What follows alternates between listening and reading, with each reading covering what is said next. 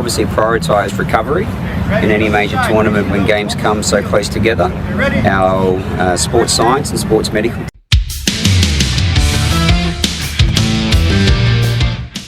Pelatih Filipina U23 ketar-ketir jelang hadapi Indonesia. Garuda menyeramkan di kandang sendiri. Jakarta, 17 Juli 2025. Aroma ketegangan mulai tercium jelang laga kedua grup A Piala AFF U23 2025 antara Timnas Indonesia dan Filipina. Meski baru satu pertandingan berjalan, tekanan terasa begitu berat bagi tim tamu. Pelatih Filipina U23, Garat S1MC High Pronunciation Person, secara jujur mengungkapkan rasa takut dan kekhawatiran menghadapi Garuda Muda, apalagi laga digelar di Stadion Utama Gelora Bung Karno, SUGBK, yang diprediksi akan dipadati puluhan ribu supporter fanatik. Kemenangan telak Indonesia 8-0 atas Brunei pada laga pembuka membuat S1MC High Pronunciation Person dan anak asuhnya harus bersiap menghadapi badai sesungguhnya. Dalam konferensi pers sebelum pertandingan, sang pelatih menyatakan bahwa laga ini akan menjadi tantangan terberat bagi timnya sepanjang turnamen. Sports science and sports medical team play a big role in team performance. So I'm very proud of our medical staff and our S&C coach on getting the boys feeling fresh and ready. And then from a coaching perspective, it's about getting them mentally refreshed and ready to play. We know that tomorrow night is a very big experience for all of them. What do you think about Indonesia team? They possess quality. They have a number of players with international senior experience. They're at home. They look to be very well coached, so it'll provide a really great challenge for our players. And I look forward to seeing our players and how they rise to the occasion.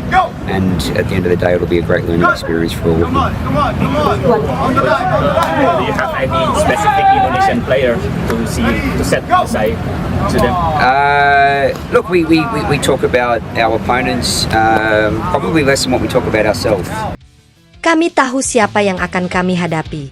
Indonesia tampil luar biasa di laga pertama. Mereka cepat, agresif, dan penuh semangat. Saya tidak akan bohong, kami khawatir.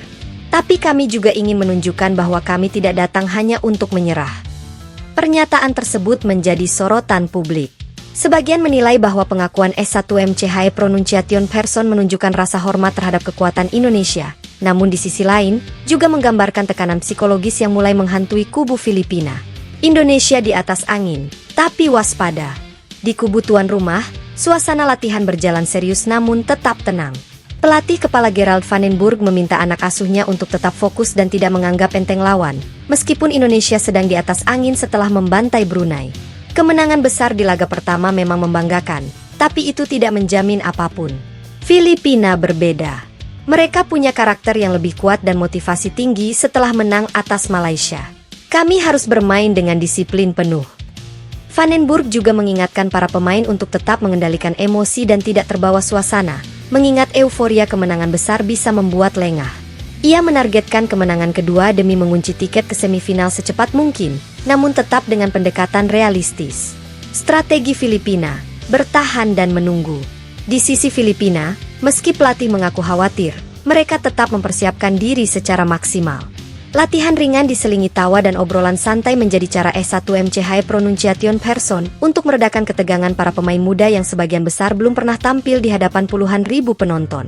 Meski tidak mengungkap secara rinci strategi yang akan diterapkan, S1MC High Pronunciation Person menyiratkan bahwa ia akan menerapkan pendekatan bertahan dan mencoba mengandalkan serangan balik cepat. Ia juga mengisyaratkan kemungkinan melakukan perubahan komposisi pemain untuk menyesuaikan dengan gaya permainan cepat Indonesia. Kami perlu menutup ruang, memperlambat tempo, dan membuat Indonesia frustrasi. Itu kuncinya. Atmosfer SUGBK, ujian mental tersendiri. Salah satu alasan utama kekhawatiran S1MC High Pronunciation Person adalah atmosfer stadion yang luar biasa. Bermain di SUGBK yang bisa menampung lebih dari 70.000 penonton bukan perkara mudah. Terlebih jika mayoritas supporter merupakan pendukung tuan rumah yang tak henti memberikan tekanan lewat sorakan dan chant. Beberapa pemain muda Filipina dikabarkan baru pertama kali bermain di stadion sebesar itu. Tekanan mental, selain tekanan teknis dari permainan Indonesia, diyakini akan menjadi ujian ganda bagi mereka. Saya tidak yakin semua pemain saya siap menghadapi atmosfer seperti itu. Tapi ini adalah bagian dari proses pembelajaran bagi mereka, ucap sang pelatih dengan nada jujur. Garuda Muda di puncak kepercayaan diri. Sebaliknya, kepercayaan diri sedang membumbung tinggi di kubu Indonesia. Nama Jens Raven kembali mencuat sebagai pusat perhatian setelah mencetak hat-trick di laga pertama. Ia diprediksi akan menjadi tumpuan lini depan kembali, dibantu oleh pemain-pemain kreatif seperti Marcelino Ferdinand dan Witan Sulaiman. Skuad Garuda Muda juga dinilai lebih solid dari sisi organisasi permainan. Konektivitas antar lini, rotasi cepat, serta kedalaman skuad menjadi keunggulan tersendiri yang belum terlihat dari tim-tim lain sejauh ini. Meski demikian, pelatih dan pemain berulang kali mengingatkan diri untuk tetap rendah hati. Laga kedua ini dianggap sebagai laga kunci untuk mengamankan satu tempat di semifinal. Netizen, jangan terlena, tetap gaspol. Di media sosial, para pendukung Indonesia menanggapi pernyataan pelatih Filipina dengan berbagai ekspresi. Sebagian merasa ini adalah sinyal positif bahwa tim lawan mulai gentar, sementara yang lain mengingatkan agar jangan terlalu percaya diri. Komentar seperti, "Kalau pelatihnya saja sudah takut, semoga pemainnya makin gugup pas main nanti." Atau, "Jangan jumawa, fokus ambil 3 poin. Jangan kasih napas." Menjadi representasi suasana hati publik sepak bola nasional saat ini, percaya diri, tapi tetap mawas diri.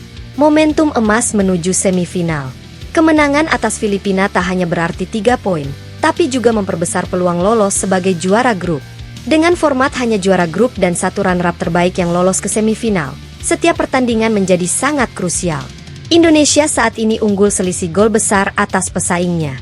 Namun jika terpeleset dari Filipina, nasib akan kembali ditentukan di laga pamungkas kontra Malaysia, laga yang tidak ingin dijadikan penentu oleh Van den Burg dan staf pelatih. "Kami tidak ingin memainkan laga terakhir dengan tekanan. Kami ingin pastikan lolos lebih awal," tegasnya. Adu taktik, lari cepat versus blok rendah. Dari segi taktik, pertandingan diprediksi akan berlangsung dengan dominasi bola dari Indonesia dan Filipina bertahan dalam blok rendah. Indonesia akan mencoba memecah lini pertahanan lawan dengan umpan-umpan pendek dan pergerakan tanpa bola. Sementara Filipina berharap bisa mencuri gol dari set piece atau kesalahan antisipasi lini belakang Indonesia.